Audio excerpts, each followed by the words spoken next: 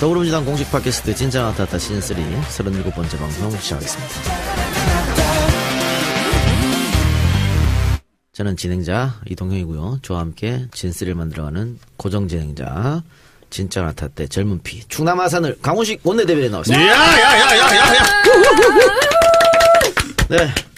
가장 성적이 좋으세요. 적응 바로 하시는데. 네. 소리 크게 나가더라고요. 이 자리에 많이 앉아보셨기 때문에 그런 걸로. 네. 지난주 워크숍 있었잖아요. 네. 1박 2일이었습니까? 1박 2일이었습니다. 1박 2일. 네. 분위기는 어땠어요? 화기애애했나요? 분위기는 좋았죠. 분위기는 좋았고 기자들은 불만이 많았던. 왜요? 뭐 기사가 안 나와서. 보통 워크숍을 한번 하면 의원들이 술 먹고 뭐 실수도 하고 밖에 나가고 이런 기사가 좀 있어야 되는데 사고 치고 싸우고 이래야 기사가 되는데 네, 뭐 그런 게 없었기 때문에 아주 기사가 모범적인 워크숍. 네, 아주 모범적인. 너무 모범적이라서 나는 뭐 처음 보는 거지만 좀 너무 학생다워가지고. 네, 맞습니다. 저 결국 거기 못 갔어요. 왜 못 안 오신 거 아니고? 아니 가도 되는 거였더라고. 그러니까 나중에. 당연히 디지털 소통위원장인데. 디지털 소통위원장 가야 되는 건데 내가 이제 이 자리에서 이름은 밝힐 수 없지만 그 대표 비서실에 뭐뭐뭐 씨가 내가 거기 우리 갈 수 있어 그랬더니 자기만 가는 거래. 비서실장? 비서실장은 안 그러죠. 비서실장이 의원이니까 안 그러고 아닌 사람이. 그래서 못 가시는데 그래서 내가 왜요? 그랬더니 못 가시는데요. 그래 근데 나중에 보니까 다 가는 거야. 다 가는 거였어. 다. 정직 당직자. 당직자인데. 그럼. 근데 놀렸거든요. 저기 못 간다고. 낙선해서 못 나 간다고. 놀리려고 그랬던 거고 갈 수 있었는데 안 가셨네. 그래요. 아쉽네. 다음에 갈 거야 그냥. 그러면 가시면 되죠. 안 물어보고. 예. 그리고 최민희 위원장 소개하기 전에 오늘 게스트 먼저 소개하고 갑시다. 네. 지난 총선 앞두고 당의 인재 영입 3호로 입당을 했었죠. 그래서 비례대표로 당연히 앞번호일 거라고 생각했습니다만 이상하게 뒷번호로 갔어서 국회의원 배지를 못 달았습니다만 이번에 그 문미옥 의원이 청와대로 가면서 자리가 났죠. 그래서 비례를 승계하셨습니다. 더불어민주당에서 외교 안보 분야 최고의 경륜가 전문성을 갖고 계신 이수혁 의원 나오셨습니다. 감사합니다. 감사합니다. 이렇게 초청해 주셔서. 제가 진짜 앞에 계셔서 하는 말이 아니고요. 네. 제일 아까운 분 중에 한 분이었습니다. 꼭 맞아요. 돼야 되는데 국회의원이 안 된 분 중에. 이게 여담인데 지난 워크숍 때 문미혁 의원이 왔었어요. 과학기술 보좌관으로 청와대에서도 왔으니까 와가지고 제가 이렇게 분위기 좋을 줄 알았으면 계속 의원할 걸 그랬어요. 이랬을 때 제가 사회를 봤는데 제가 우스갯소리로 이수혁 의원님 긴장하십니다. 그런 말 하지 마세요. 제가요 그때 우리 투표할 때 중앙위원회에서 찍었거든요. 저 투표하셨죠? 네, 저는 그냥 되실 줄 알고 네. 우리가 또 그 될 사람한테 하는 게 뭐가 있잖아요. 우리는 될 사람 딱 찍어서 하면 다 되는데 떨어지셔서 제가 패닉이었다니까요. 그러게. 가장 안타까웠어요. 감사합니다. 죄송합니다. 제가 못 나서. 워크숍 다녀왔고 화기애애했다랬는데 어땠습니까? 예, 아주 좋았어요. 저는 처음에 그런 단체 생활에 이제 하기에는 좀 나이가 지났다 생각을 해서 주저도 했는데 가보니까 색다른 경험이고 이 정치 집단들의 그 모임이 이래서 그 서로 그 공감대를 형성을 하고 또 의의 투합하는 어떤 자세들을 보이고 스스로 또 결심들을 하고 그러는 거겠죠. 아주 좋은 경험이었어요. 그 나이로 따지면 문희상, 이해찬 의원님들도 다 열심히 하셨는데 뭐 또 그렇게 말씀할 분위기는 아니었잖아요. 실제로 가보셨을 때. 제가 이해찬 총리보다 3살 위입니다. 그러세요? 그러세요? 야, 이거 깜짝이다. 이거는 또. 3일 후배입니다. 어머 깜놀이에요. 깜놀. 이거 깜놀이다. 전혀 그렇게 안 보이세요? 제가 너무 젊어 동안이세요? 보여가지고 네. 뭐 비결들을 많이 물어보고 하는데 맑고 깨끗하게 살아서 혹시 뽕? 아니에요. 요즘에 좀 맞을까 합니다. 요즘에 아니, 주름살이 맞으실 자꾸 데가 늘어가지고 없어요. 아닙니다. 좀 전혀 저는 정말 자세히 보면 정말 뜻밖의 TV 뜻밖이에요. 출연해서 이 주민하면은 카메라가 하면은 2번 다시 그 동영상을 보고 싶지가 않아요. 그래서 제가 재생해서 보질 않습니다. 근데요. 녹화를 해도 TV 얼굴이 화면에는 아주 진짜 지금보다 더 예쁘게 나오세요. 아마 얼굴이 작아서 그렇다고들 하는데 그리고 이렇게 균형이 맞게. 이목구비도 또 이렇게 잘 정말 결례했네. 저는 훨씬 어리신 줄 알았어요. 이해찬 의원님보다. 근데 뭐. 이해찬 전 총리님하고 문희상 의장님한테 이를 거야. 아니, 뭐, 그렇게 볼 수 있죠. 이수영 의원님은 그렇죠. 초선인데. 그거 언제 다선들이시니까. 근데 워크샵 의원들 출석률은 어땠습니까? 많이들 참석했어요? 100%. 거의 100%죠. 한 3, 4명 빼고, 3, 4분 정도 빠지고 다 오셨다고 보시면 돼요. 네. 네. 그래, 하기했다니까 다행이고요. 자, 그러면 당 디지털 소통위원회 최민희 위원장 소개하겠습니다. 예, 오늘 재밌는 기사가 떴던데. 네. 코바코 사장으로. 갑자기 그런 기사 없거든요. 맨날 있죠. 기사를 만드네, 기사를 그냥 만들어. 이렇게 농담하면 기사가 되는 거야. 그래요? 그러니까. 아니, 그러면 기사가 아니고 소문이 굉장히 정치권 바닥에 돌고 있던데. 최민희 내정이라고. 저와는 상관없이 도는 소문에 대해서. 대답하기도 어렵고. 그러니까. 가서 난 아니다, 이렇게 말하면. 누가 뭐래? 또 그렇지. 이렇게 말하면 또 할 말도 없고. 아니, 땡 굴뚝에 연기 안 난다고. 땡 굴뚝에. 연기 말이야. 갑자기 그렇게 나오지. 뭐, 이렇게. 소문 그거 이게, 이래요. 이제 방통위원장 거는 제 솔직히 말씀드렸잖아요. 제가 할 것 같이 뭐 다 됐는데, 그 법. 네, 법이 안 되는 거고. 네, 그래갖고 안 됐잖아요. 근데 그 이후로 많은 분들이 방송에서 제가 뭔가를 해야 된다고 생각하시나 봐요. 그렇지. 그래서 별의 별 소문이 다 돌았어요. 그래서 제가 해명하다 지쳐서 그냥 인제 가만히 있는데 오늘 갑자기 저도 전화 많이 받았어요. 네. 그러니까 완전히 아직까지는 소문. 근데 우리 방송 나가고 진짜로 청와대 전화 오면 어떻게 해요? 그것도 하세요. 그것도 막 오면. 부탁하는 걸로. 막 그냥 이렇게 이렇게 하실래 이게 아니라 정말 좀 해주셔야 됩니다. 저희밖에 없다 막 이러면서. 지금 거기는요. 네. 엄청 가면 힘들어요. 제가 다 알잖아요. 그러니까 힘드니까 와주셔야 된다. 제가 속속들이 다 알아요. 그래서 이 이름이 꼭 해달라. 나오겠죠. 정말 그래. 어려운 자리다. 이렇게 하면. 강훈식 죽을래? 알겠습니다. 진짜지 아닌지 좀 지켜보면 알겠고요. 자, 사실 아까 제가 재미난 기사가 났다 그러니까 아마 이 얘기를 내가 할 줄 알고. 네, 저는요. 의원님이 저도 그런 건 줄 알았어요. 약정요금 할인율 25% 인상하는 정부 정책에 대해 반발하던 통신사가 소송을 줬고 받아들이기로 했다. 그런데 저는 이거 보고 뭔 말이야 그랬거든요. 설명 좀 해주세요. 이게 뭐냐면 국정기획자문위원회에서 저희가 통신비 인하 방안을 1단계, 2단계로 만들었습니다. 1단계는 시행령 안에서 할 수 있는 거, 2단계는 법을 개정해야 하는 거 이렇게 만들었는데요. 네. 1단계 3개 중에 핵심이 이 약정 할인율을 20%에서 25% 올리는 거였습니다. 그런데 이게 통신사의 반발이 어마어마했죠. 왜냐하면 예를 들면 우리 이 작가님이 5만 원짜리 이제 요금제를 채택하면 25%가 할인되는 거니까요. 굉장히 큰 액수잖아요. 그게 약정 항공 요금 할인 말 그렇죠. 그대로. 5만 원 그러니까 4만 원 약정하면 25%면 그 5천 원이 할인되는 거잖아요. 월. 그러니까 이게 굉장히 큰 거니까 반발이 무지하게 심했습니다. 그래서 소송을 불사하겠다. 통신사들이 그 논리가 자기들은 주주가 있는데 주주들이 이걸 쉽게 받아들이면 주주가 소송을 해온다. 이런 논리로. 그런데 유영민 위원장님이 정말 열심히 뛰어다니시고 그리고 소비자들이 너무 압박이 심하세요. 그래서 이제 힘겨루기를 하다가 결국은 통신사들이 문재인 정부 방침에 협조하기로 한 건데요. 이제 사람들은 이제 소비자들께서는 그럼 이걸 누구부터 적용하냐 이런 문제가 있잖아요. 이게 9월 이제 며칠부터 시작이 되면 9월 며칠 이전에 가입한 분들도 소급해서 다 해달라 이거예요. 예, 그게 1,400만 막 이렇게 됩니다. 그리고 그런데 이제 지금 결정된 거는 우리가 이 정책을 시행하는 그날부터 25%인 거예요. 그러니까 이제 소비자들께서는 되게 불만이 많으신데, 그렇죠. 근데 그 예를 이렇게 드세요. 박근혜 정부 때 우리 우상호 대표하고 우리가 노력해갖고 8% 올렸잖아요. 약정 할인율을. 그때는 소급해서 다 적용을 했는데 왜 그러냐. 이게 이런 겁니다. 공부 열심히 하시다가 이제 한 50등 하다 20등 올라가긴 쉬워요. 그런데 20등에서 10등 올라가기 어렵고 10등에서 5등 가기 어렵고 5등에서 1, 2등 가는 건 진짜 어려운 거잖아요. 그래서 이 20%에서 25% 올라간 건 한 5등 하다가 2등쯤으로 올라간 거라고 생각하시면 돼요. 그래서 요걸로 끝나는 것이 아니고요. 와이파이를 이제 초중고 다 깔고요. 그다음에 버스에 깔면 그걸로 요금 인하 효과가 8,000원 정도 더 나거든요. 나오겠죠. 예, 그래서 이런저런 대책을 과기부가 차근차근 해나가야 되는데 너무 그 유영민 장관님과 과기부 그 직원들을 압박하시면 정말 샌드위치가 돼서 아무것도 못합니다. 그래서 예. 스텝 바이 스텝으로 할 테니까 좀 응원해 주십시오. 예, 좀 기다리고 좀 응원해 주시고요.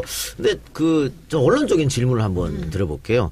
지금 통신요금이라고 하는 게 옛날에는 그냥 뭐 전화 집에 한 대 다였지만 이제는 가정을 구성하는 개개인마다 다들 핸드폰을 갖고 있으니까 통신요금이 예전보다 엄청 비싸졌잖아요. 그렇죠. 많이 나가잖아요. 네.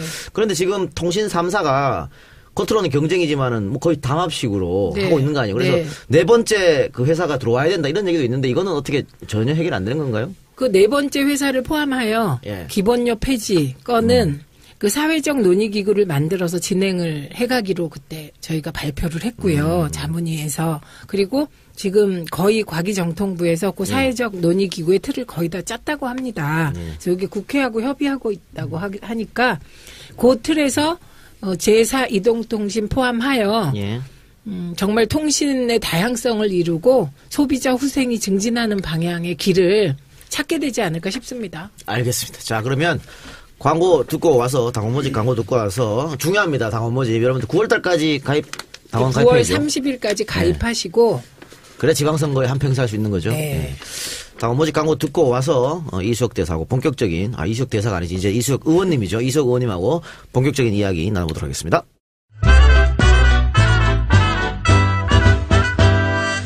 어서 와줘요. 세상을 바꾸는 강한 정당 더불어민주당의 당원이 되어주십시오. 정의가 강물처럼 흐르는 정의로운 사회, 모든 국민의 안전과 생명이 보호받을 수 있는 안전한 사회, 모든 국민이 서로 존중하면서 더불어 사는 사회, 새롭게 번영하는 나라, 평화로운 대한민국을 만드는 데 뜻을 같이 하는 사람이라면 누구든지 당원이 될 수 있습니다. 당원 가입을 원하시는 분은 해당 지역 시도당으로 우편 또는 팩스로 입당 원서를 제출해 주시거나 온라인 www.더민주.kr로 언제든지 가입하실 수 있습니다. 네, 사실은 이수혁 의원은 우리가 여러 차례 모시려고 했었는데 시간이 좀 안 됐어요. 바쁘셔가지고. 이제 죄송합니다. 국회에 들어간 지 2개월쯤 됐죠. 의정활동 해보시니까 어떻습니까? 이제 분위기는 색다르고 첫 경험인데 분위기는 색다르지만 하고 있는 일의 내용이 뭐 의교원 할 때 하던 일이나 지금 똑같아가지고 제2의 직업이다 하는 그런 생각을 별로 못 갖습니다.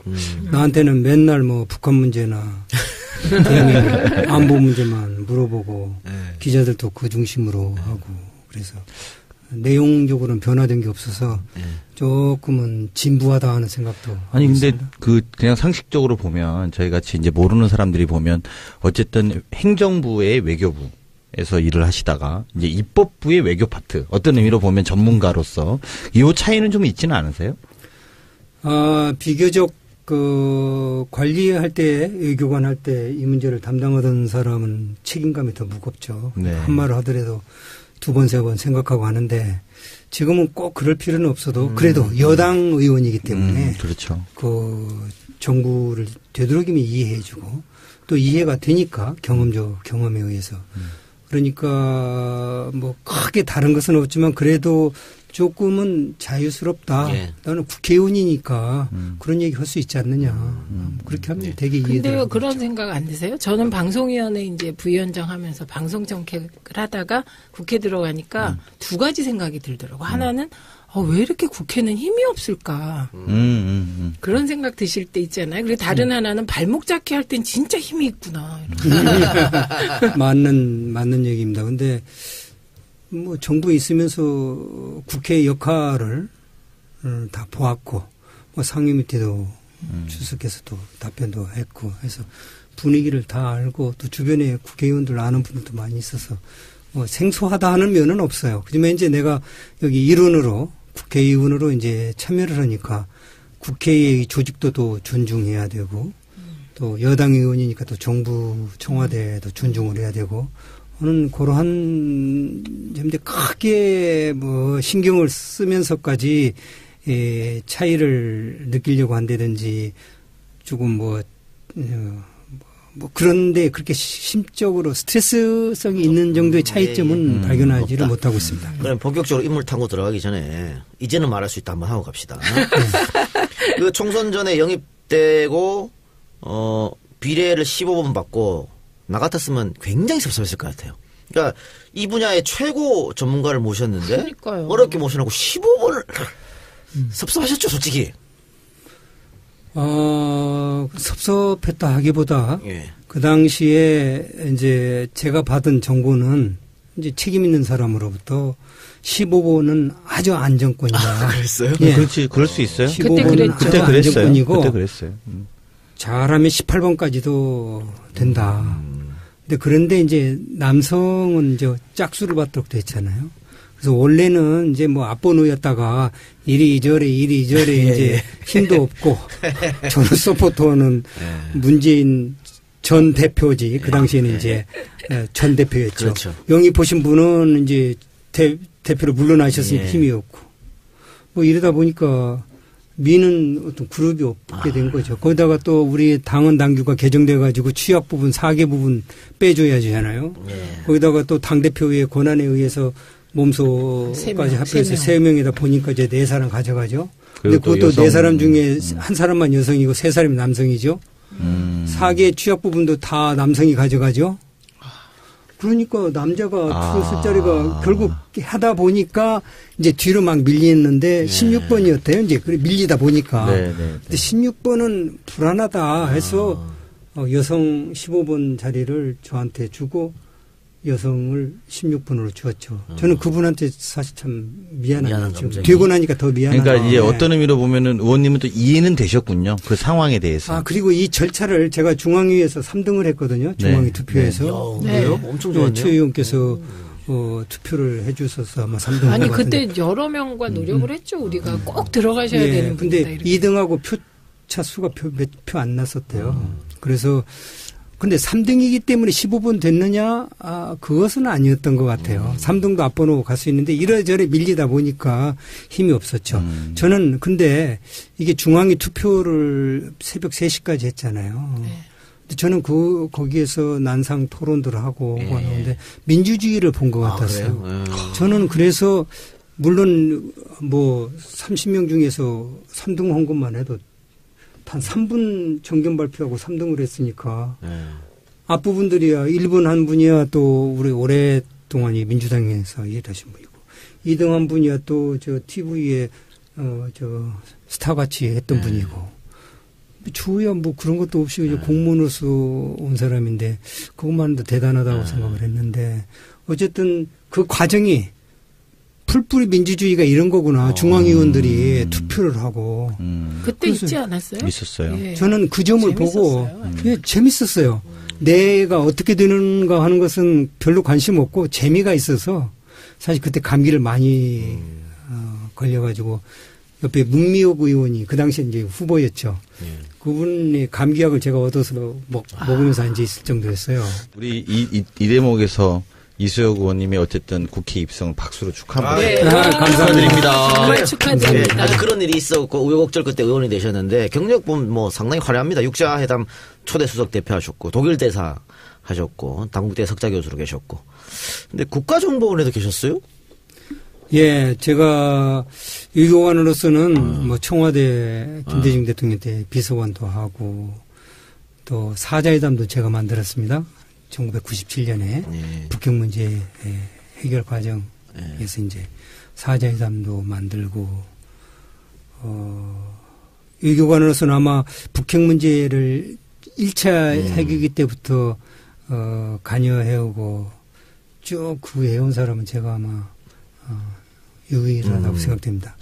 그러다가 이제 독일 대사를 1년 반 하고 있을 즈음에 국정원 차장으로 가라는 노무현 대통령이 낙점을 해서 안 간다 해도 안 된다. 그래가지고 주로 그런 식이었어. 예, 그냥 낙점이었다 해서 이제 가게 됐죠. 코바코 사장도 그렇게 되는 거 아니에요? 안 간다면 안 된다.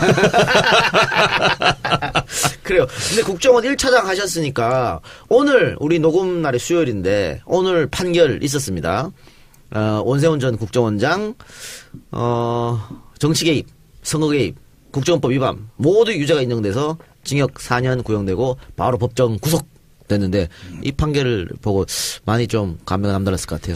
글쎄 뭐 국정원이 이제 우리 정부의 하는 일 또는 정치권의 동향들을 이제 첩보 수준에서 이제 입수를 하고 그에 대해서 뭐 필요하면은 대책도 세우고 합니다.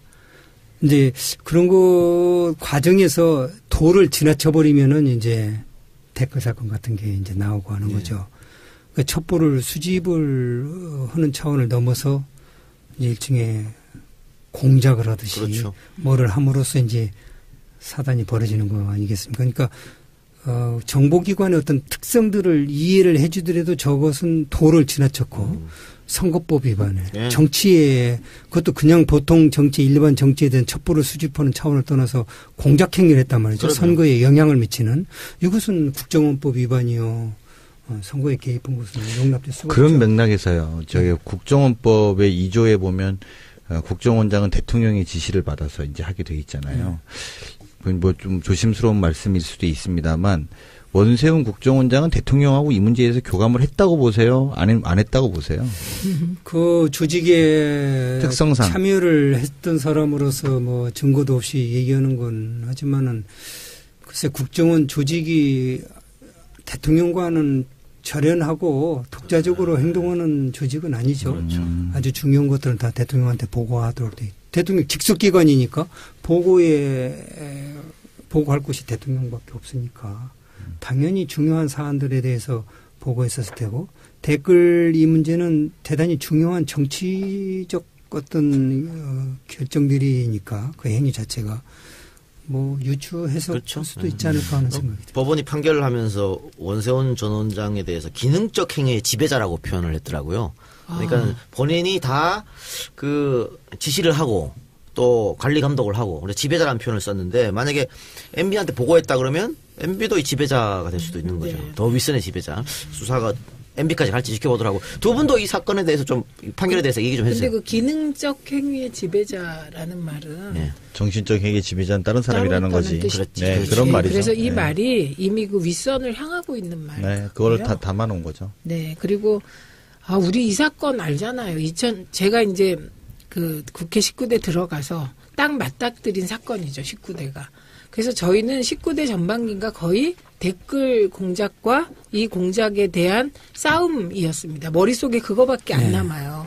그런데 중요한 거는 그때는 이제 박근혜 정부다 보니까 언론 환경도 굉장히 안 좋고 그러다 보니까 우리가 얘기하고자 하는 게 정의롭고 정당함에도 늘 과격파로 몰리고 또 그때 댓글 사건 관련해 정말 열심히 이렇게 싸우는 국회의원들은 친노, 강경, 좌파 이런 닉네임이 돼서 진짜 어려운 프레임이었죠 우리한테. 그래서 그 프레임이 오히려 더 쉬워지는 그런 사건이었거든요. 그래서 그 이후에 저희가 댓글 사건과 관련하여서는 당내도 아주 근본적으로 싸워서 해결하자는 쪽과 그다음에 이게 이미 이제 대통령 선거가 끝났는데 불복 논란이 일어나니까 이게 어느 정도 하고 타협하자는 쪽이 굉장히 대립했던 그러니까 가슴 아픈 사건이에요. 그렇습니다. 기억을 하면. 그런데 이제 이게 이제 촛불과 정권 교체와 함께 실체가 드러나면서 그때 우리에게 친북, 강경, 친노, 뭐 종북 좌파 이랬던 모든 그 언론에 대해서 제가 아주 이번에 그걸 엄중 한번 경고합니다. 우리도 대변인하면서 네. 예전에 저당이 뭐라고 발언했나 찾아보잖아요. 네. 그런 것처럼 그 당시의 언론들에 대해서도 네. 한번 누가 좀 방송 들으시는 청취자분 중에 좀 그 고수가 있으면 쭉 한번 정리해서 이렇게 말했던 언론들에 대해서 한번 정리할 필요도 있을 것 같아요. 이제 법원을 통해서 진실이 조금씩 수면 위로 드러나고 있는 이 시점에 그 당시에 국민들이 어떻게 호도됐는지 이런 것도 한번 이번 차제에 한번 밝혀볼 필요가 있을 그러니까 거라고 봅니다. 새누리당이 했던 발언 그거 다 살펴보면 그게 많은 시사점이 있을 것 같아요. 그런데 지금 온세훈 같은 경우에는 뭐 대법원에 다시 재항고하겠다고 뭐 이런 것 같은데 저는 재항고하면 형량이 더 높아질 수도 있겠다는 생각이 들거든요. 왜냐하면 그 증거가 추가되니까. 그런 생각이 드는데 어쨌든 온세훈은 법적 단죄를 받을 것 같고요. 그러면 경찰 쪽은 그러면 사실 경찰이 이거 자기들이 다 김용판. 국정원에서 댓글 사건 했던 걸 알고 있으면서도 그런 적 없습니다 하고 허위 발표했잖아요. 그렇죠. 이 사람도 처벌해야 되는 거 아닙니까 결국은? 김용판을 비롯한. 그렇죠. 네. 경찰 수뇌부 이것도 좀 이번 판결도 되게 의미가 있어요. 그 당시에 언론이라든지 그 당시에 어쨌든 그거에 관련돼서 복무한 사람들 예. 그리고 기능적 뭐의 지배자? 기능적 행위의 지배자. 기능적 행위의 지배자의 그 지배자에 따라 움직였던 네. 피지배자들. 예. 피지배자들도 우리가 다 한번 파악해서 그렇죠. 이야기를 해봐야 될 필요가 있는 거죠. 예. 이참에 그러니까 이 국가기관이 불법적으로 이렇게 정치적 중립 위반 선거 개입하는 건 반드시 격퇴시켜야 되는 적폐입니다. 부끄러운 일입니다. 그렇죠? 예. 그 말씀 다른 건데 오늘 또 동시에 4강 외교 우리 저기 대사들 발표를 했잖아요. 또 우리 대사님 출신이니까 전 진짜 궁금해서 제가 가끔 가서 대사님들 뵙긴 하는데 그러니까 대사님 외교관 출신. 외교관 출신. 근데 그냥 대사가 우리나라를 대표하고 뭐 대통령 임명 이런 거 말고 구체적으로 대사가 얼마나 중요한 자리입니까? 그래서 이제 그 나라를 이제 대표하는 게 그 이제 대사니까 지금은 뭐 그 용어를 흔히들 안 쓰는데 특명 전권 대사라고. 네, 오늘 그렇게 발표하더라고요, 청와대가. 원래 그 대사는 특명 대통령 국가원수한테 특명을 받은 전권 권한을 전체 위임받은 그런 자리입니다. 오늘 청와대가 발표를 다 그렇게 했어요. 주중 특명 정권 뭐 이렇게 다 하시더라고요, 전부 다. 저도 네이버나 이제 그런 데 보면 대사의 그 인물 그런 거 보면은 그냥 예를 들어서 주미대사관 대사 그렇게 네이버나 다음을 그렇게 다음에서 그렇게들 쓰고 있어요. 그래서 저는 그것을 시정을 요청해 가지고 대사관 대사라는 건 없습니다. 대사의 관이 있죠. 그걸 대사관이라고 합니다. 대사를 위한 관. 대사관의 대사가 아니라 그렇군요. 대사의 관이 대사관인 겁니다. 그러니까 이제 주객이 전도대에서 네, 하는데 네.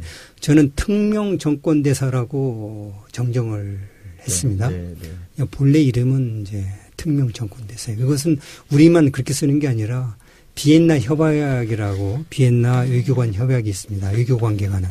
거기에 보면은 이제 그 대사나 공관의 네. 그 직급들을 이렇게 정해 놓은 게 있어요. 거기에서 이제 우리가 흔히 얘기하는 대사를 특명 정권 대사라고 이제 그렇게 되어 있습니다. 그러니까 대단한 그 그렇죠. 지위나 그렇죠. 명예가 대단한 대통령을 것이죠. 대신하는 거니까 예. 한마디로 그냥. 근데 이제 이게 이제 현대에 들어와가지고 통신의 발달로 그 기능이 옛날 같지를 않았어요. 옛날에 이제 통신과 교통이 불편하니까 뭐 한번 가면은 다시 돌아오기도 어렵고 연락도 안 되고 수단도 잘 없고 그러니까 그냥 네가 알아서 가서 해라. 잘해.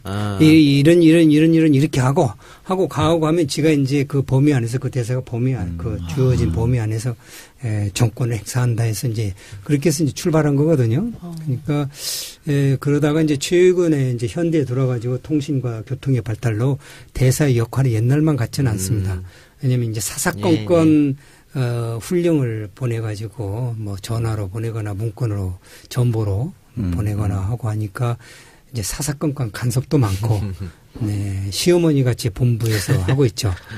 그래서 옛날 같지는 않지만 그래도 여전히 특명 전권은 아닌 것 같아요. 특명 대사는 아직도 특명은 특별한 명령을 주어가지고 예. 그런 역할을 합니다. 알겠습니다. 자, 그럼 본격적으로 인물 탐구 들어가보겠습니다. 그 학교를 서울중, 서울고, 서울대 이렇게 나오셨는데 고향은 전북이에요? 예, 전북 김제가 김제. 고향입니다. 그러면 소위 말하는 유학 오신 거예요, 서울로? 초등학교 6학년 때, 6학년 때. 서울에 집안이 전부 다. 전부 다 집안이요. 아버님이 이제 전라북도 도청에 계시다가 공무원이셨군요. 그렇습니다. 그러다가 이제 재무부의 본청으로 오시면서 재무- 그 당시 아마 좀 영전이다. 힘을 좀 쓰셨나 봐요.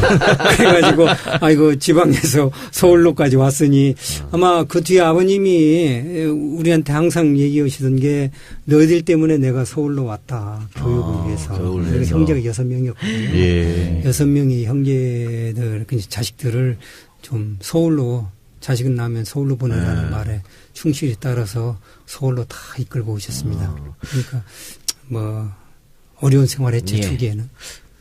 그러니까 공무원 월급이 그렇게 많지 않았을 텐데 그 당시에 그렇습니다. 6남매를 키우는 게 예. 쉽지 않았을 것 같습니다. 예, 어려웠죠. 그 서울대 외교학과 졸업하고 1975년에 외무고시를 합격하면서 이제 공무원 생활을 예. 시작하시게 됐는데 아버지의 어떤 역할이 컸습니까? 저는 사실 아버지는 이과를 가도록 이과를 그 오히려 당시에 저희 때는 제1차 5개년 계획이 진행 중에 있었거든요. 네. 그래서 이제 그 당시에 그 공대가 굉장히 인기가 많았습니다. 그러니까 경제개발 5개년 공무원은 그 당시에도 공무원은 좋다고 하는 것보다 월급이 작아서 예. 자식 시키고 싶지 않은 직업이었어요. 그래서 차라리 공대 가서 산업개발의 역군이 되라 하고 하는데 제가 공대에 갈 그 수학이나 이제 과학 부분에 성적이 좋았는데 적성이 별로 맞을 것 같지가 않더라고요. 그래서 이제 사실 정치과 가서 기자 되는 거나 그런 게 이제 아니면 정치학자가 되려고 그렇게 했는데 아버지가 그것은 여기 기자는 안 계시니까 근데 기자는 할 일이 아니다. 그 당시에 기자에 대한 그 이미지가 좋지 않았으니까요. 우리 60, 70년 때는 별로 안 좋았죠. 송건호 회장님도 계시고. 아니 뭐 특수한 분이지만 대개는 뭐 기자들에 대한 인상을 좋게 갖지 않아서 이제 타협한 게 그럼 외교관 되라. 그리고 또 제가 또 외교관이 더 좋을 것 같기도 해서 외교관을 선택을 했죠. 외교관은요. 저희 어렸을 때부터 다들 외교관이 돼서 전 세계 이렇게 다니고 이런 건 꿈이에요. 얼마나 다녔어요, 전 세계? 지금 보니까 아마 외교관 중에서 공관 근무를 제일 많이 한 그 외교관이라고 할 겁니다. 제가 대사관으로 치면은 9개 대사관에 근무를 했고 나라로 치면은 미국에 이제 유엔 대표부에 2번 근무했고 워싱턴 대사관에 한 번 해서 미국에 이제 3번 근무했으니까 나라로 치면은 7개 국가에서 살았는데 저는 인터컨티넨탈 디플로매시라고 저 자신을 불렀습니다. 남미에도 근무했고 물론 북미에도 근무를 했죠. 남미, 북미, 그다음에 유럽, 아프리카.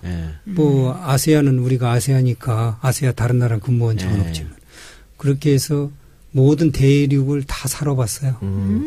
유럽도 서구도 살아보고 동구도 살아보고. 굉장히 아마추어틱한 질문. 다 살아보고 근무하니까 어느 나라가 제일? 엄마?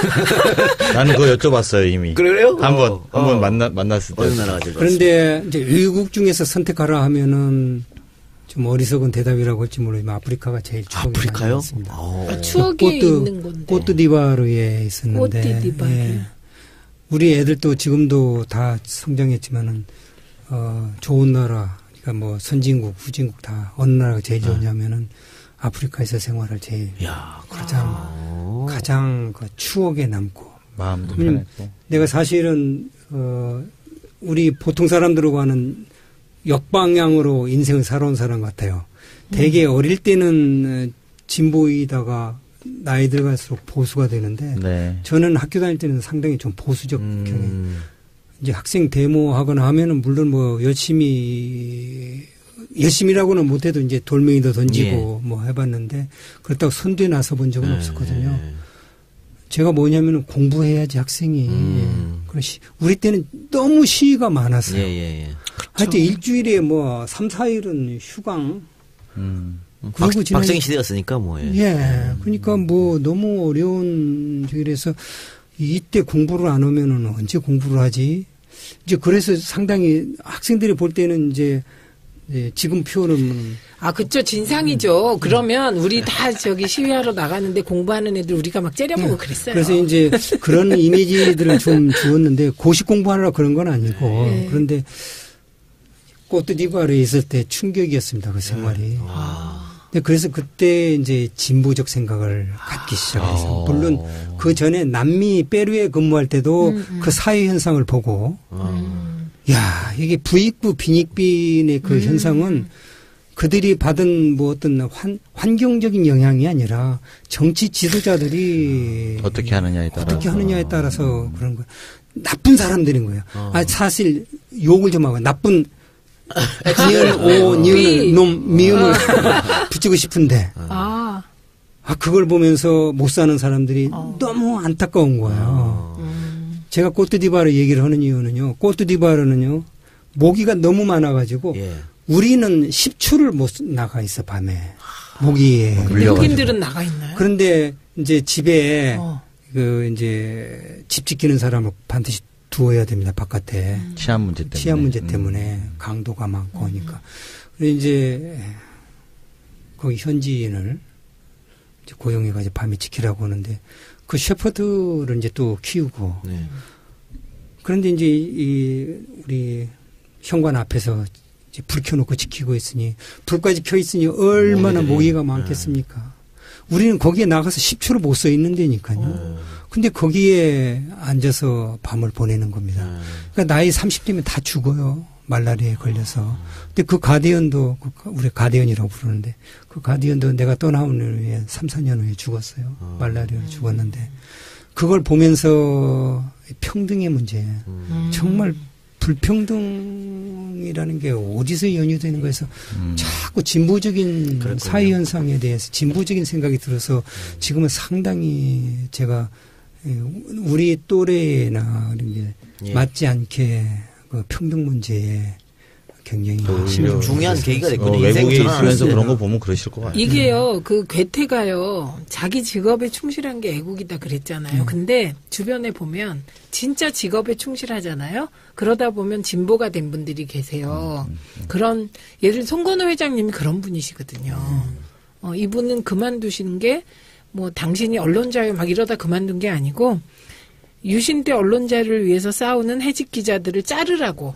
편집국장이었거든요. 얘기하니까 그만두신 거예요. 내가 저 사람들의 저 주장이 올바른데 왜 자를 수 없다. 난. 그리고 당신이 사표를 자르기 하룻밤 전 12시간 전에 그만두신 거거든요. 비슷한 얘기를 송 회장님도 늘 하셨거든요. 제가 아까 7개 국가에 근무를 했었다고 했는데 7개의 나라 중에 4개 국가가 후진국입니다. 남미의 페루. 지금 페루하고 옛날 페루는 또 완전히 달랐어요. 너무 거기서 처참하게 가난하게 지붕 없는 집에서 많은 사람들이 사는 거예요. 근데 비는 물론 잘 안 오니까 지붕 없어 괜찮은데 그러다가 비 한 번 오면은 그 집이 어떻게 되겠습니까? 저는 지금 그런 비 데서 오면 어떡해요 그러려고. 그래서 아마 우리 잘 나갔다는 소위 외교관들 이력을 한번 보세요. 저같이 선진국, 후진국을 이렇게 다닌 외교관이 거의 없어요. 잘된 소위 장차관 한 사람들 경력들을 보면은 되게 선진국 좋은 데만 하는데 저는 정말로 선진국, 후진국을 예의 없이 다니고 근데 저는 그게 얼마나 자식 교육에도 좋아하는지도 모르고. 그거 선택하신 거예요? 아니면? 아니, 저는 외교부의 장관이 발령 내는 대로 이의 없이 뭐. 선택하면 다 좋은 데 가고 싶지 않겠어요? 다들 미국 가고 싶어 하겠죠. 저는 뭐 가라는 대로 갔으니까. 그래, 이제 그런 저기에서 참 별을 다른 것 같은 지금도 그래서 그런 게 굉장히 떳떳하고 더 소중했다고 생각합니다. 자식 교육을 하는데 어려운 데에서도 애들을 키워봤고. 그러니까 이런 의원님이 이번에 비례대표 들어가셔서 더 소중하게 느껴집니다. 아까 말씀대로 비례대표 그 당시 안 됐어도 그것은 당에서 결정한 거니까 여유가 굉장히 넘치셨어요. 그런데 그 사석에서 강훈식 의원이 물어볼 때는 미국이지. 그러니까 방송에서는 아프리카 얘기하는 아니, 저한테 뭐라고 했냐면 뭐라고 말씀하셨냐면 여러 가지 기준들이 다 다른데 그냥 좀 쉬고 이런 데는 뉴질랜드가 좋더라 이런 말씀을 하셨던 것 같아요. 저는 뉴질랜드는 근무하지 않았어요. 아마 그냥 제가 어느 나라가 좋습니까? 이렇게 그러니까 근무한 기준으로 묻어온 게 아니라 돌아다녀 보시면 어디가 좋으세요? 뭐 사람마다 다 기준이 다른데 좀 쉬고 이런 건 뉴질랜드 보통 이제 편한 것을 추구하는 사람은 이제 그렇게 조용하고 일도 많지 않고 그렇게 말씀하셨어요. 교민도 많지 않고. 어머나 그럼 저 뉴질랜드 대사 해주세요. 이것도 이러다가 뉴질랜드 대사 뜨는 거 아니야? 아유. 내정. 근데 그 사람을 잘못 봤습니다. 제가 그런 영향도 없고. 그래요. 김대중 정부에서는 외교통상 보좌관을 맡으셨는데 비서관이었어요. 비서관입니까? 비서관인데 아까 왜 뭐 특명 전권 이런 말씀도 하셨는데 그 DJ 스타일이 이렇게 맡기고 정권을 주고 이런 스타일이 좀 아니고 본인이 다 하시는 스타일이 아니었습니까? DJ 외교 스타일 어땠습니까? 무서웠죠. 일단 무섭고. 무섭다는 게 뭐 인간적으로 정서가 무서운 게 아니라 너무 잘하시는 다 알고 있어서. 그러니까 뭐 실무자보다 더 잘 알고 계시니까 보고하려면 준비를 더 해야 되고 더 조심성스럽게 해야 되고 이제 그랬었죠. 참 훌륭하신 아마 후대에도 그 정도의 지혜와 그런 대통령을 우리가 가질 수 있을까 하는 생각을 김대중 합니다. 대통령님의 정치는 완전수예요. 완전수. 자, 그러면 DJ 정권 또 노무현 정권에서 이제 중임을 예. 맡으셨는데 이명박 정부에서는 어떻게 야인으로 예, 이명박 정권에서는 노무현 대통령 시절에 총애를 받았었던 외교관을 이명박 정부가 쓸 리가 없겠죠. 아니 능력만 보고 쓰는 거지요. 그게 뭐 필요하면 좋은 일.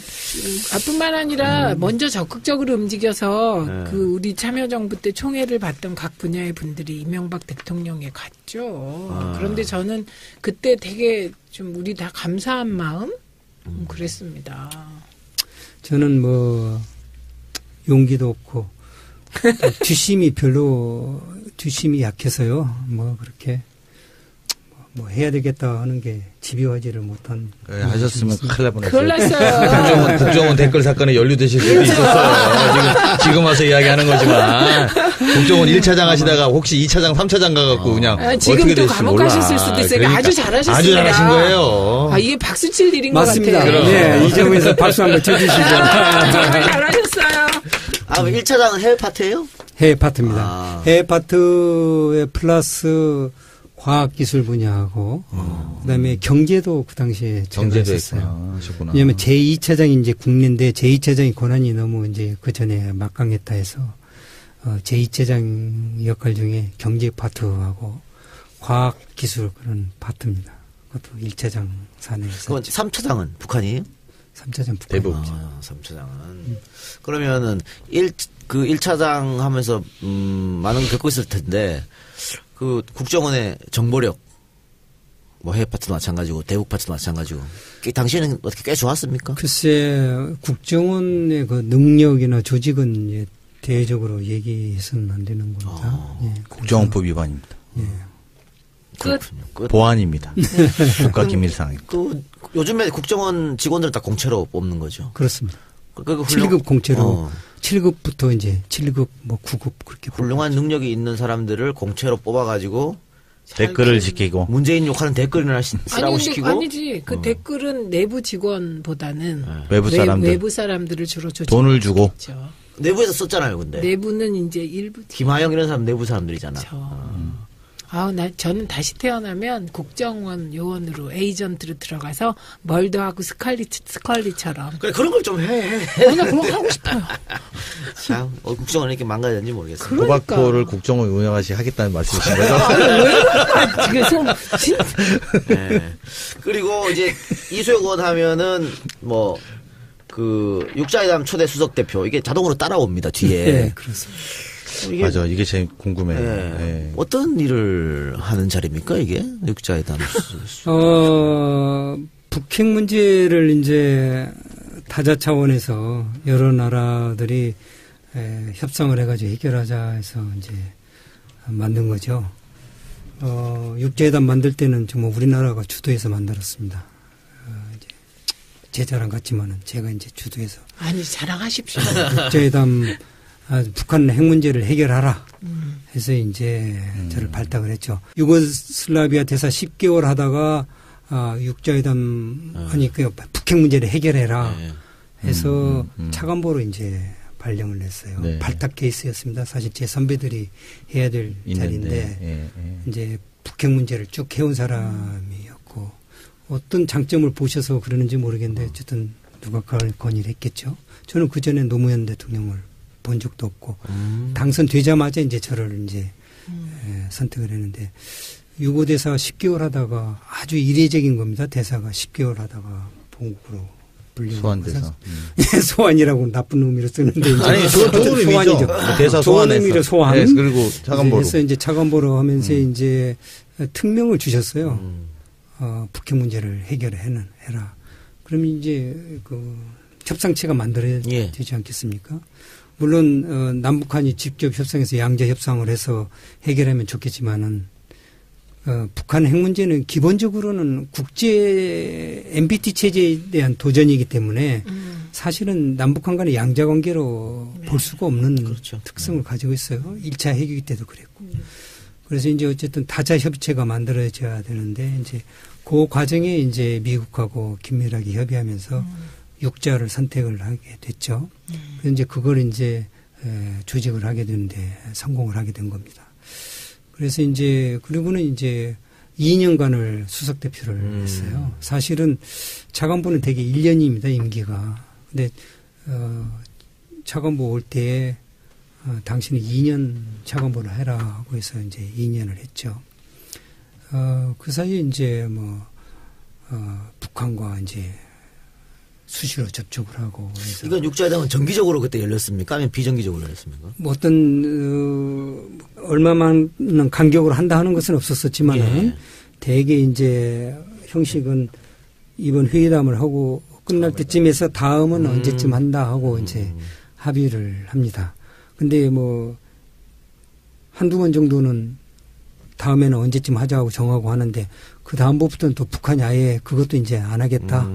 상황 봐가지고 내가 하자고 그러면 하고 그렇게 하다가 이제 결국은 이제 저는 2년 하고 이제 그만두고. 근데 육자회담이라는 게 어쨌든 테이블에 그 6개 국가의 대표가 앉는다고 하는 게 중요한 거잖아요. 그렇습니다. 대화도 하고. 예. 근데 지금은 그러면 중단된 상태입니까? 아예 그냥 없어진 상태입니까? 육자회담이. 지금은 사실 중단된 것으로 보고 중국은 다시 자꾸 육자회담을 재개하라 하는 것이죠. 근데 지금 요즘에 이제 어제도 또 IRBM이라고 그래가지고 중거리 탄도미사일을 참 그렇게 발사를 해서 참 개탄을 그렇죠. 하지 않을 수 없고 한데 이제 많은 분들이 우리 오늘 시간도 별로 많지 않으니까 그 문제에 대한 핵심을 많은 분들이 이건 아직 제가 공개적으로 제 의견을 오늘 특종입니다. 진짜 쓰리 특종. 특종인데 너무 이제 좋은 특종을 우리 여기 진짜가 나타났다 해서 진짜로 나타났다에 해서 얘기하는 것 같은데 당연한 겁니다. 당 공식 팟캐스트. 근데 이것은 순전히 저희의 사견이고 그래야 되는 당위성을 얘기하고자 하는 게 아니라 제 예측 경험을 바탕으로 한 예측 어떻게 앞으로 전개될 것인가 궁금들어하지 않습니까? 근데 우리가 먼저 크게 접근을 10분 사이에 얘기를 다 해야 되겠네요. 시간이 지금. 근데 우리가 크게 보면은 북한 핵 문제와 미사일 문제를 어떻게 해결해야지 3가지밖에 없어요. 3가지. 이게 중요합니다. 우선 정리를 해야 됩니다. 첫째, 북한이 스스로 폐기하는 거, 포기하는 거. 둘째, 협상에 의해서 폐기하는 거. 셋째는 무력으로 폐기하는 거. 그렇죠. 경우의 수는 3가지죠. 경우의 수는 3가지밖에 없어요. 첫 번째는 거의 불가능할 것 같아요. 이제 이걸 한번 이제 거꾸로 이제 가볼게요. 자, 우리가 요즘 가장 많이 얘기하는 무력 사용에 의해서 북한 핵을 폐기케 하자. 좋습니다. 시원하죠. 핵무기 사용을 방지하기 위한 무력 사용이거든요. 그죠? 핵무기 폐기를 위한 무력 사용이고, 오케이. 그래서 성공하면은 좋죠. 거기서 폐기로 딱 끝나면 좋죠. 무력 사용을 해서 폐기. 그렇게 될까요? 그렇게 안 될 것 같아요. 북한이 대응을 해올 것 같아요. 그죠? 그러면은 핵을 실제로 쓰겠죠. 그렇게 되면. 그 대응이라는 게 TNT 폭탄 가지고 하겠습니까? 아니죠.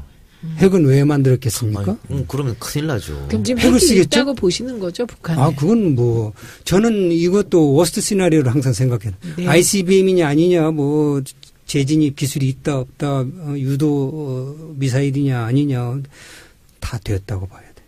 지금 굳이 이제 거의 다 마지막 단계에 왔든지 아니면 이미 성공했든지 하는 걸 가지고 됐다 안 됐다가 무슨 의미가 시간 문제인데 이미 됐다고 보고 그래야 수가 좀 보여요. 아직도 과정에 있다 그러면 뭔가 과정에서 중단시킬 수 있다는 미련 때문에 오히려 더 안 풀리는 거예요. 경우수가 너무 많아져 버려요. 그래서 무력 사용 그럼 북한이 대응을 해와 그게 아마 핵무기를 쓸 가능성이 있어. 3차 대전이네. 3차 대전. 정말 이건 그럼 큰일 나요. 상상할 수가 없어요. 그러니까 문재인 대통령이 전쟁은 있어서는 안 된다. 오뎅이. 전쟁이니까. 그러니까 핵무기를 방지하기 위한 핵전쟁을 방지하기 위한 무력 사용이 전쟁을 불러일으키는 전쟁을 막겠다고 한 놈의 무력 사용이 전쟁이 되어버리는 역사적인 상황이 생겨버린 거죠. 그렇죠. 이게 세 번째는 우리가 안 취할 수 되겠다. 없다. 그럼 뭐 자명하지 않습니까? 뭐 더 무슨 설명이 필요하겠습니까? 네. 이제 첫 번째, 두 번째는 놓아두고 네. 첫 번째 스스로 포기하는 거 기대하면 안 됩니다. 예. 북한이 스스로 폐기하려고 했으면 여태까지 25년간 이렇게 안 왔어요. 그렇죠. 25년간 온갖 제재와 세계의 손가락질과 제재를 받아가면서 이렇게 버텨왔는데 그걸 중간에 그냥 만들어 놓고 폐기한다? 있을 수 없어요. 그것도 기대할 수 없어요. 첫 번째와 세 번째가 선택할 게 아닌다 하면은 두 번째밖에 안 남았어요. 협상밖에. 대화밖에 안 남았어요. 이러한 논리에 의해서 협상을 하고 대화에 나와야 되게 만들어야 되고 하는 것을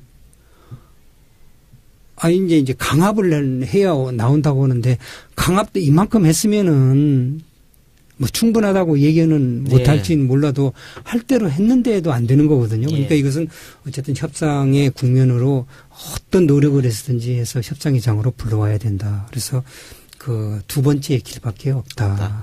하는. 그러면 트럼프가 저렇게 막 심하게 북한을 압박하는 것도 협상에 나오기 위해 저는 대화가 그래서 되나요? 나는 그런데 네. 미국이란 나라도 물론 중동에서는 멋대로 무력을 행사했죠. 뭐 이라크에서 그랬고 리비아에서도 그렇고 미국은 국제법이나 유엔 안보리를 개의치 않는 나라예요. 세계 최강 국가이기 때문에 그들은 법을 만드는 나라라고 생각을 하고 있어요.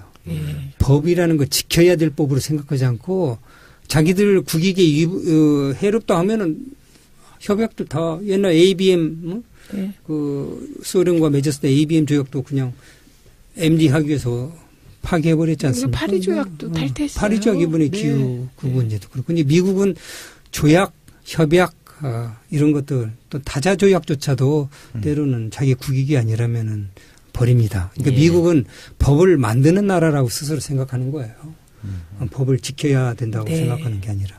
그런 점에 있어서 이제, 위험성이 있지만은, 그지만은 지금 저는 어떤 트럼프의 개성이나 이런 것이 중요한 게 아니라 저는 국제 질서의 국제 체제의 그 시스템, 스트럭처, 구조 이런 것이 더 중요하다고 봅니다. 전쟁을 하느냐 안 하느냐 하는 것은 히틀러가 좀 전쟁 광이기 때문에 전쟁을 일으켰다 할 수도 있겠지만은 구조가 유럽에서의 구조가 전쟁이 일어나게 되는 구조가 돼버린 거예요. 베르사유 조약 체제가 제2차 대전을 불러오게 돼 있다 하는 그런 분석들 그 당시에도 하고 있었기 때문에 그래서 구조가 저는 중요하다고 보는데 동북아에서는 아직 전쟁 구도는 아니다. 예, 알겠습니다. 근데 지금 그 이 의원님 나가셔야 돼가지고 우리가 여기서 마쳐야 되는데 하나만 짧게 좀 답변 제가 조금 늦게 나가도 괜찮습니까? 그렇습니까? 얘기가 재밌어서 뭐. 조금만 했어요. 더 해요. 네, 왜냐하면 더 제가 하시네. 지금 다 적고 있거든요. 우리 의원님 말씀은 필기하면서 들으셔야 돼요, 여러분. 맞습니다. 네. 그런데 여기서 하나 더 제가 얘기를 같은 맥락에서 이해를 하시는 게 좋을 것 같아서 여태까지 북한은요, how to make it. 어떻게 핵과 미사일을 만들지 하는데 진력을 해왔어요. 이제는 다 완성됐다고 보면은 how to use it. 어떻게 이 핵을 쓰지? 우리 강 의원께는 제가 한번 이 강의를 한번 한 것 같네요. how to use it. 그때 안보실장 오셨을 때 같이 제가 말씀을 좀 들었어요. 네. 근데 이제는 어떻게 만드느냐가 아니라 어떻게 사용하느냐. 이제 이게 이제 중요해요. 그게 이제 협상이 필요한 거예요. 만드는 과정에서는 협상이 북한은 필요 없다고 본 거예요. 자, 그럼 제가 궁금한 거는 지금 뭐 미국도 계속해서 중국을 좀 압박하는 모양새입니다. 니네가 영향력을 행사할 수 있으니까 좀 해라, 북한에게. 그리고 또 중국도 북한 제재에 동참하는 것 같은데 적극적으로 동참하지는 또 않는 것 같고 여기에다가 이제 사드 배치 문제까지 겹쳐지면서 중국이 우리에게 자꾸 사드 배치 하지 말라고 하고 있고 중국에 대해서는 우리가 어떤 입장을 좀 취해야 될까요? 중국의 입장을 나는 옹호할 생각 전혀 없어요. 네네. 약간 비겁합니다. 근데 중국의 기본적인 대한반도 정책은요, 북한을 망하게 해서는 안 되겠다는 생각을 가지고 있습니다. 그것이 중국의 국익이기 때문에 그렇습니다. 남한의 이 국익이나 북한의 국익을 위한 게 아니라 중국의 국익에 스스로의 이익을 위해서 지금 그런 겁니다. 북한이 절대적으로 필요한 겁니다. 분단이 필요한 겁니다. 이런 상황 하에서 중국의 지금 핵 문제에 관련된 제재나 어떤 압박의 수준은 북한의 정권이 위태롭게 되지 않는 그 선. 그것을 지켜야 되는 겁니다. 우리 쉽게 생각하면 아니 원유나 석유 공급을 중단해버리면은 북한이 손들을 거 아니야? 그때 북한이 손들을 때는 김정은 정권은 망하는 겁니다. 그것을 중국은 그건 너무 위험하다고 보는 거예요. 바라지 않는군요. 그 순간에 북한은 케이오스가 될 거거든요. 그러면 난민들이 중국으로 넘어오고 그걸 감당을. 유럽의 그 동독이 이제 저렇게 해서 이렇게 된 것들이 난민 문제 때문에 단초가 열린 거 아니에요. 헝가리가 동독의 난민을 막다가 이거 안 되게 생겼던 거예요. 난민을 풀어버린 거예요. 그랬더니 막 이제 몰려온 거 아닙니까? 난민 문제는요, 정말 어느 나라든지 지금도 메르켈 독일 총리가 지금 어려움을 겪고 있는 게 난민 문제 때문에 그런 거 아닙니까? 난민 문제는 쉬운 문제가 아닙니다. 그래서 중국으로서는 난민 문제, 또 자국의 안보상 북한이 필요로 하고 하니까 망하지 않을 정도로 어떻게 제재를 하려고 보니까 이게 뜨뜻미지근해가지고 지금 국제사회로부터 비난도 받고 하는데 스스로 영향력이 없다고 자꾸 얘기를 하고 있죠, 중국은. 그리고 미국이 너희들이 힘이 있으니 너희들이 해라. 지금 자꾸 이제 책임을 전가시키는 건데 그것이 중국의 국익이기 때문에 그런 겁니다. 핵 문제를 해결하려는 것보다 우선 중국의 국익이 더 급하니까 그런 차원에서 우리가 해석을 하면은 어떻게 중국을 설득하고 영향력을 행사케 하느냐 하는데 답을 쉽게 구할 수가 없습니다. 어떤 답이 있을까요? 근데 그러면 중국은 북미 직접 대화를 지지하는 거죠? 북미 그건 뭐 제가 아까 그 얘기하던 그 시나리오는요. 네. 우리가 1차 핵위기 때에 있었었던 것을 시즌 2로 그러니까 제2의 제네바 회담 북미 간의 제네바 회담 동결하도록 하고 우리가 동수를 2개 지은 그것의 시즌 2로 제2의 제네바 회담이 열릴 것이고 그다음에 이제 3년 후에 4자 회담이 열렸거든요. 그 4자 회담은 한반도 평화체제 구축과 한반도 군사 긴장 완화였어요. 그 두 가지가 얼마나 소중한 겁니까, 지금. 한반도 문제를 해결하는. 그것이 4자 회담의 목표였는데 2년간 하다가 중단돼 버렸어요. 근데 아마 또 제2의 4자 회담이 열리겠다. 거기서는 이제 또 4자 회담 우리가 만들었어요. 한미 간에 합의를 해가지고 그것도 굉장히 어려웠어요. 북한이 참석하지 않는다고 그래가지고 결국 설득시켜가지고 4자 회담 그냥 열렸던 거 아닙니다. 아마 그것을 재판하게 될 것이다. 그래서 시즌 2라고 저는 명명하고 싶습니다. 그래서 제2의 북미 회담이 열리게 돼 있고 거기서 큰 틀의 합의가 될 것이다. 하나만 더 여쭤보죠. 그 안철수 대표하고 홍준표 대표가 만나가지고 문재인 패싱이니 뭐 코리아 패싱이니 이야기를 했다 그러는데. 근데 이제 아까 지금 얘기한 북미 회담에 우리가 참여하지 않는 것을 코리아 패싱이라 한다면은 그건 다르게 받겠어요. 그것은 구조적으로도 그렇고 북한이 절대 한국에 미국하고 협의할 거라고 하는 입장인 한 한국이 참여하지 않으면은 북미 회담도 열지 마. 그럴 수 발목 없으니까. 잡아서 그렇죠. 그럼 회담도 못 열게 하고 하면은 그게 우리한테 도움이 되는 건가 생각할 때에 그렇죠. 또 과거에 또 그런 선례가 있기 때문에 사실 코리아 패싱의 원조는 제네바 북미 회담입니다. 김영삼 대통령 때. 그러니까 그것을 코리아 패싱이라고 하고 그러면은 그건 국제정치 구조상 또는 이 사안의 성격상 옛날에 NPT 문제만 있었지만은 지금은 미사일 문제가 있잖아요. 미국한테는 더 큰 발등의 불이거든요. 그런데 그게 아니고 예를 들어서 뭐 다른 어떤 절차적이거나 과정상의 문제를 가지고 패싱이라고 한다면은 그것은 너무 자기 비하적이고 그런 것 같습니다. 온당한 비판이라고 생각되지 않습니다. 네. 저는 이 글을 인터뷰에서 한번 보고 정말 탁월한 식견이다 이렇게 생각했습니다. 그래서 우리가 휴전협정 당사자가 아니잖아요. 그때 이승만 대통령은 막 북진통일 하신다고 휴전협정 사인을 안 하셨어요. 근데 바로 이 점에서 제가 그 4자 회담이 왜 중요하냐면요. 4자 회담을 북한이 처음에 완강히 반대를 했어요. 한반도 평화체제 구축은 결국 정전협정 문제를 다뤄야 되는데 그것은 미국, 중국, 북한 3개국이면 된다고 그래가지고 한국이 왜 사자회담을 만들어가지고 하려고 하느냐인데 일단 북한이 이제 응하해서 사자회담을 열렸지 않습니까? 네. 국제 정치에서는요, 한 번 그 나라가 동의를 해준 것은요, 번복하려면 상당한 또 논리가 필요해요. 일단은 정전협정 문제를 다뤄야 될 사자회담이 한국을 참여했다면은 그럼 다음에는 한국 참여는 이제 기정사실로. 그러네요. 이승만 대통령의 실수가 그때 만회된 거네요. 오, 그러니까 네. 사자회담에 그때 우리가 이제 주도권을 사자회담 우리가 주도를 했으니까 우리가 주도를 하게 되는 거. 그러니까 코리아 패싱 문제에 대해서 우려할 필요 없다는 게 우리 문제를 처리할 때는 우리가 주인이 될 판을 만들면 되는 거고 네. 그것은 선례가 있기 때문에 운전석 진짜 잡아도 되겠네요. 그래서 네. 제가 코리아 패싱 걱정하지 말라. 그렇게 코리아 말씀하시죠. 패싱.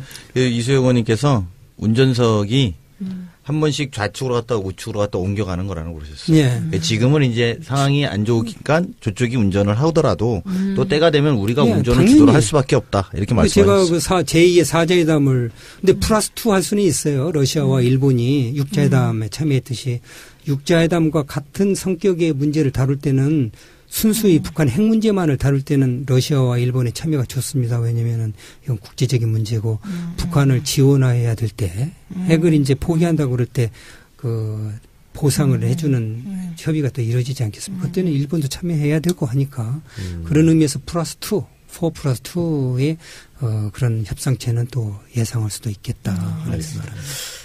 예, 여러분 잘 들으셨죠? 네, 이거 네. 진짜 다시 중요한 제가 일이니까. 필기하면서 이렇게 지금 듣다 보니까요. 훨씬 더 쏙쏙 네, 들어옵니다. 네, 감사합니다. 네. 자, 그럼 이것으로 진짜 안타깝다 시즌3 37번째 방송 1부 이수혁 의원님과 강연 방송을 마치고요. 저희는 2부에서 찾아뵙도록 하겠습니다. 지금 이수혁 의원이 늦게 국회로 들어가는 바람에 후원이 전혀 없습니다, 지금. 그래서 제가 이수혁 의원 모르게 보좌관한테 연락해서 빨리 계좌를 가지고 와라. 나도 그런데 일찍 들어가도 후원이 없는 사람. 일찍 들어가도 후원이 없어요? 그건 인기가 없어서 그래요.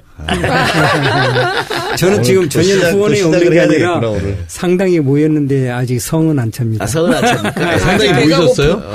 괜찮지? 이수혁 의원님은 아직 배가 고프시답니다. 예. 그 후원 회장이 전윤철 전 그렇습니다. 부총리네요. 예. 예. 우리 이번 대선 때 공동 선대위원장 하신 전인철 전 감사원장. 그래요. 여러분 후원 좀 부탁드리겠습니다. 아까 아주 높은 식견 잘 들었죠. 이런 분이 계속해서 활동을 해야 되니까. 자, 농협 301-0215-5972-61 301-021-597-61 예금주 국회의원 이수혁 후원입니다. 많이 도와주세요. 예, 10만 원 후원하면 연말 정산 시 세액공제 전액 돌려받으니까 걱정하지 마시고 후원하시기 바랍니다. 감사합니다. 별 말씀을. 자, 오늘 이것으로 우리 방송 마칩시다. 네. 수고하셨습니다. 고맙습니다. 이수혁 대사하고 본격적인 이수혁 대사가 아니지 이제 이수혁 의원님이죠. 이수혁 의원님하고 본격적인 이야기 나눠보도록 하겠습니다.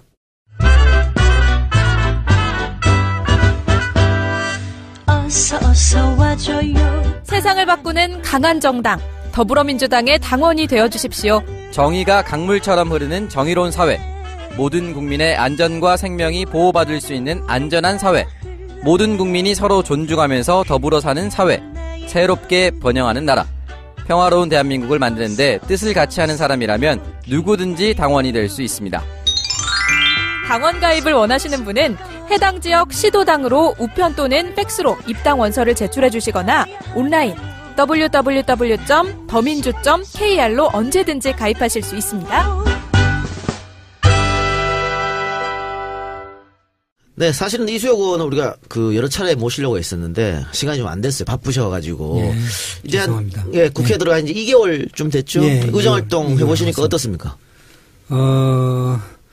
이제 분위기는 색다르고, 첫 경험인데, 분위기는 색다르지만, 하고 있는 일의 내용이, 의교원 할 때 하던 일이나 지금 똑같아가지고, 제2의 직업이다 하는 그런 생각을 별로 못 갖습니다.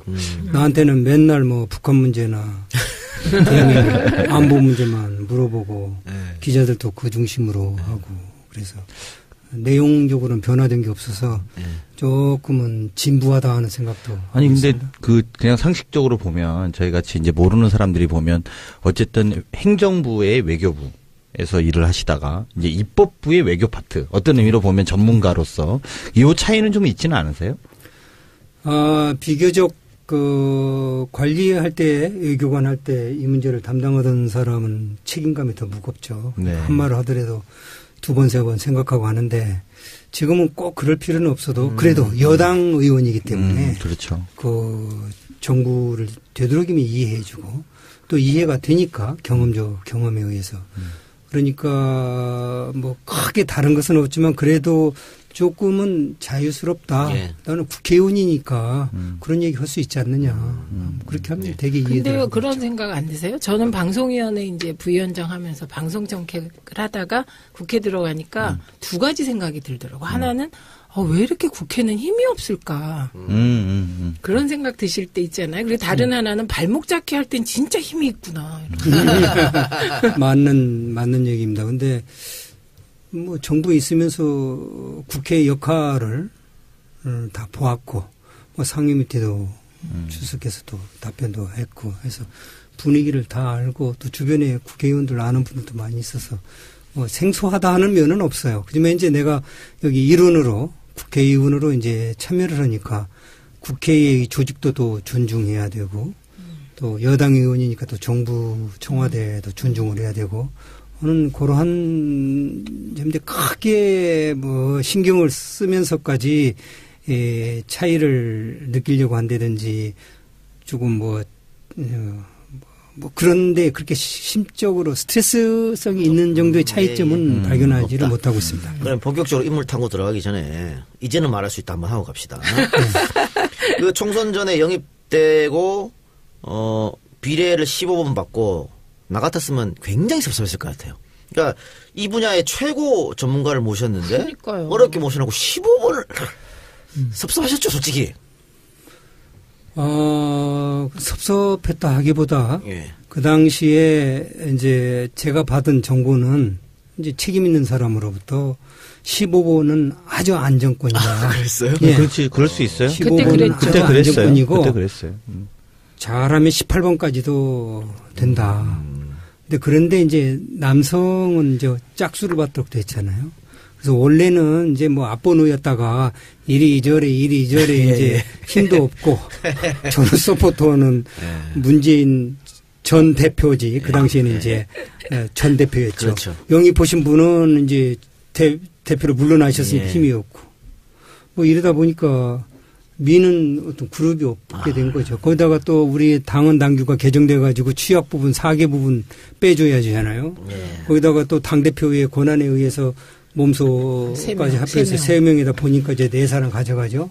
근데 그것도 4사람 중에 한 사람만 여성이고 3사람이 남성이죠. 4개 취약 부분도 다 남성이 가져가죠. 그러니까 남자가 쓸 자리가 결국 하다 보니까 이제 뒤로 막 밀리는데 16번이었대요. 이제 그래 밀리다 보니까. 근데 16번은 불안하다 해서 여성 15번 자리를 저한테 주고 여성을 16번으로 주었죠. 저는 그분한테 사실 참 미안한 거죠. 되고 나니까 더 미안하다. 그러니까 이제 어떤 의미로 보면은 의원님은 또 이해는 되셨군요. 그 상황에 대해서. 그리고 이 절차를 제가 중앙위에서 3등을 했거든요. 중앙위 투표에서. 네. 엄청 좋았네요. 최 의원께서 투표를 해 주셔서 아마 3등. 아니 그때 여러 명과 노력을 했죠. 우리가 꼭 들어가셔야 되는 분이다. 근데 2등하고 표차 수가 몇 표 안 났었대요. 그래서 근데 3등이기 때문에 15번 됐느냐? 그것은 아니었던 것 같아요. 3등도 앞번호 갈 수 있는데 이래저래 밀리다 보니까 힘이 없었죠. 저는 근데 이게 중앙위 투표를 새벽 3시까지 했잖아요. 근데 저는 거기에서 난상 토론들을 하고 하는데 민주주의를 본 것 같았어요.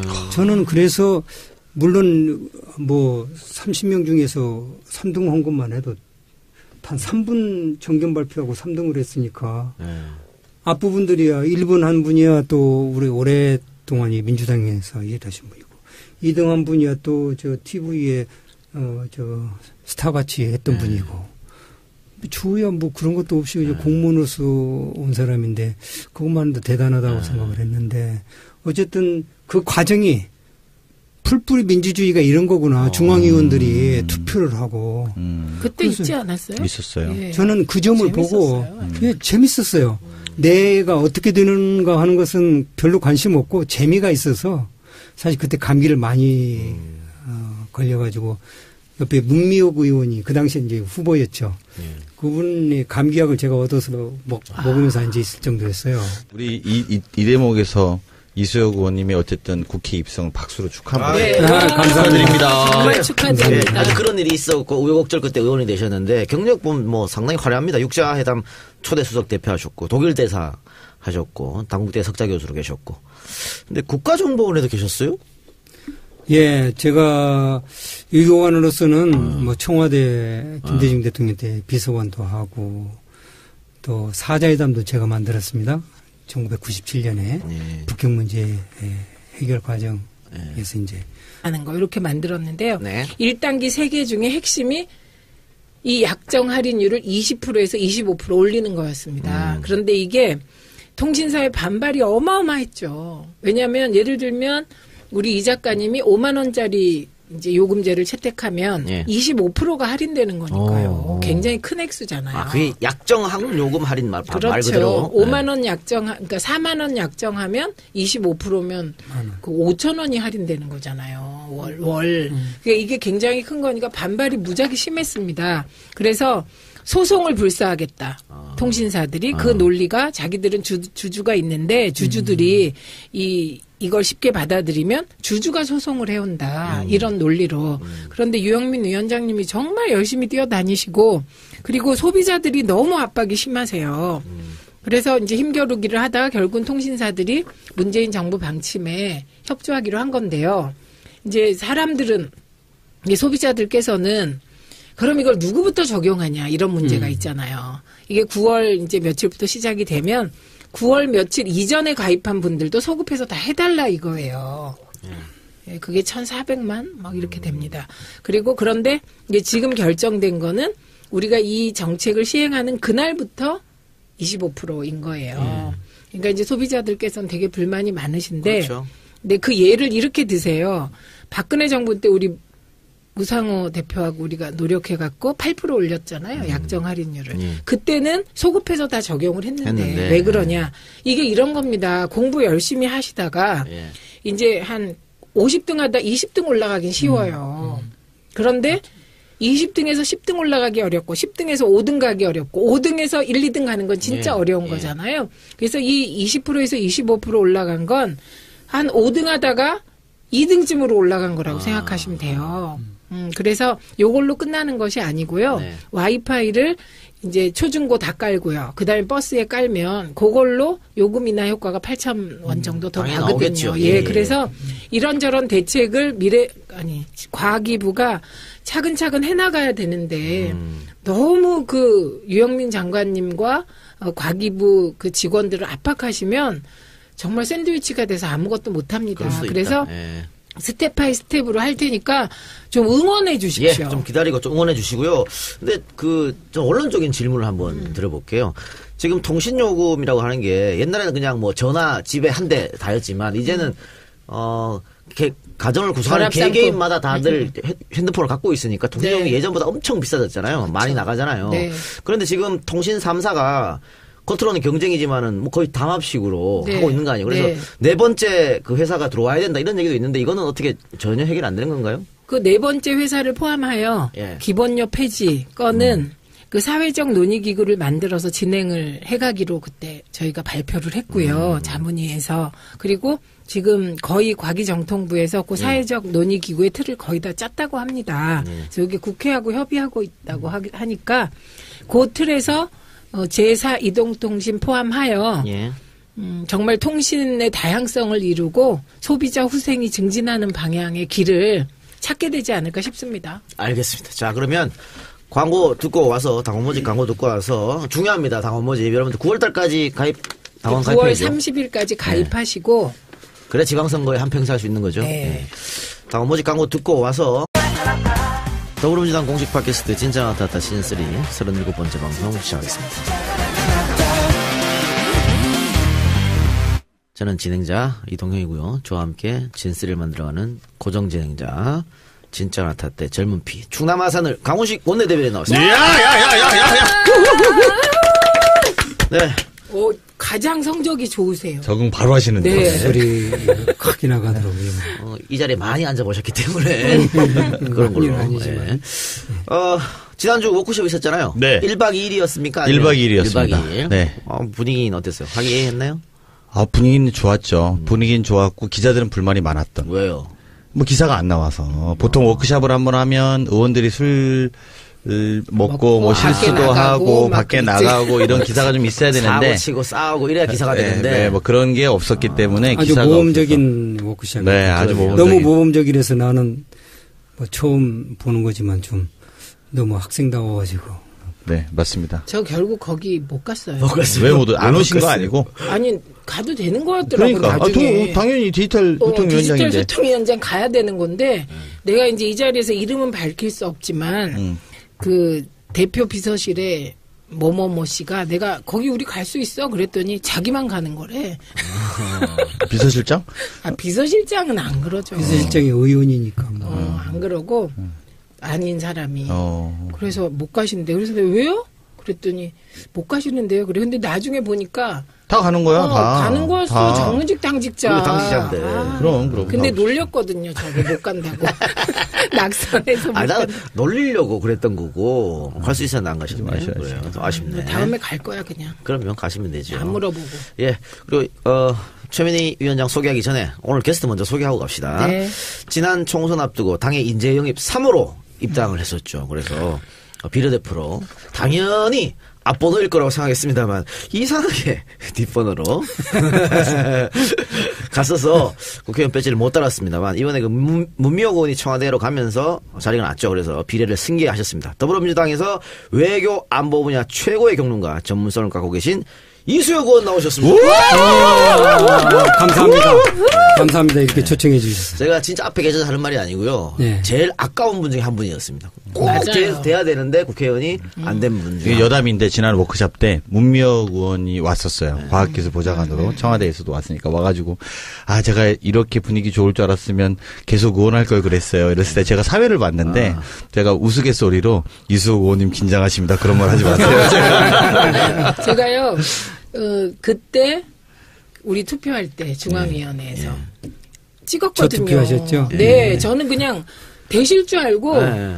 우리가 또 그 될 사람한테 하는 게 뭐가 있잖아요. 우리는 될 사람 딱 찍어서 하면 다 되는데 떨어지셔서 제가 패닉이었다니까요. 그러게. 가장 안타까웠어요. 감사합니다. 죄송합니다. 제가 못나서. 워크숍 다녀갖고 화기애애했다랬는데 어땠습니까? 예, 아주 좋았어요. 저는 처음에 그런 단체 생활에 이제 하기에는 좀 나이가 지났다 생각을 해서 주저도 했는데 가보니까 색다른 경험이고 이 정치 집단들의 그 모임이 예. 이래서 그 서로 그 공감대를 형성을 하고 또 의의에 투합하는 어떤 자세들을 보이고 스스로 또 결심들을 하고 그러는 거겠죠. 아주 좋은 경험이었어요. 그 나이로 따지면 문희상, 이해찬 의원님들도 다 열심히 하셨는데 뭐 또 그렇게 말씀할 분위기는 아니었잖아요. 실제로 가보셨을 때. 제가 이해찬 총리보다 3살 위입니다. 그러세요? 그러세요? 야, 이거 깜짝이다, 이거는 또. 3일 후배입니다. 어머 깜놀이에요, 깜놀. 이거 깜놀이다. 제가- 전혀 그렇게 안 보이세요? 제가 너무 젊어 동안이세요? 보여가지고 네. 뭐 비결들을 많이 물어보고 하는데 맑고 깨끗하게 살아서 그런 거 혹시 뽕?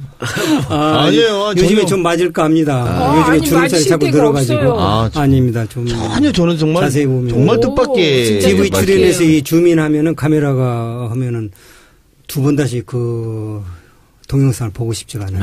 그래서 제가 재생해서 보질 않습니다. 근데요. 녹화를 해도 TV 얼굴이 화면에는 아주 진짜 지금보다 더 예쁘게 나오세요. 아마 얼굴이 작아서 그렇다고들 하는데 그리고 이렇게 균형이 맞게. 이목구비도 또 이렇게 잘 정말 결례했네. 네. 저는 훨씬 어리신 줄 알았어요. 이해찬 의원님보다. 근데 뭐 이해찬 전 총리님하고 문희상 의장님한테 이를 거야. 아니 뭐 그렇게 볼 수 있죠. 이수영 의원님은 그렇죠. 초선인데 뭐 언제 다선들이십니까? 네, 워크숍 의원들 출석률은 어땠습니까? 많이들 참석했어요? 100%. 거의 100%죠. 거의 한 100%. 3-4명 빼고, 3-4분 정도 빠지고 다 오셨다고 보시면 돼요. 나와서. 네. 네. 그래, 확인했다니까 다행이고요. 자, 그러면 당 디지털 소통위원회. 최민희 위원장 소개하겠습니다. 예, 오늘 재밌는 기사가 떴던데. 네. 코바코 사장으로. 갑자기 그런 기사 없거든요. 맨날 있죠. 기사를 아주 만드네, 기사를 그냥 이렇게 농담하면 기사가 되는 거야. 그래요? 그러니까 아니, 그러면 그 기사가 아니고 소문이 굉장히 정치권 바닥에 돌고 있던데. 최민희 내정이라고.